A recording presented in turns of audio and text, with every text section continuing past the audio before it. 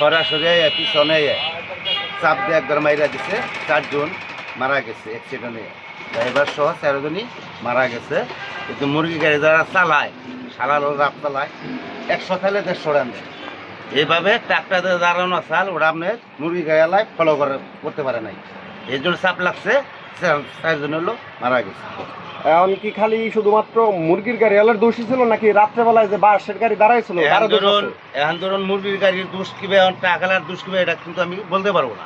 মিরপুর বা ঢাকা থেকে যে মুরগির গাড়িগুলো আসে, এগুলো এক তো বেপরোয়া গতি থাকে, যে আমরা যারা পথচারী বা যারা মানে রাস্তা অন্য যানবাহন ভীত সন্ত্রস্ত থাকে, এমন অবস্থায় এদের গতি দেখে মাঝে মাঝে মনে হয় যে ওরা উঠতে চাচ্ছে। আর এই কারণেই এরকম বাজে বাজে দুর্ঘটনাগুলো ঘটে। এই দুর্ঘটনায় যে আজকে যেটা ঘটেছে, এটা যে আজকেই প্রথম তা না, ইতিপূর্বে অসংখ্য ঘটনা ঘটেছে।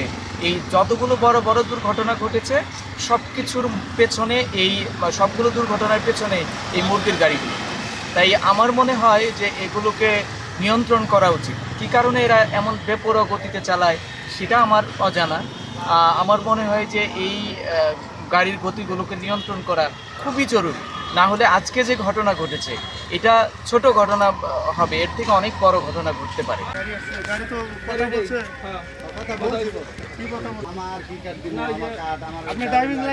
না কথা বলে আর নাই, ফোন বন্ধ হয়ে গেছে স্যার।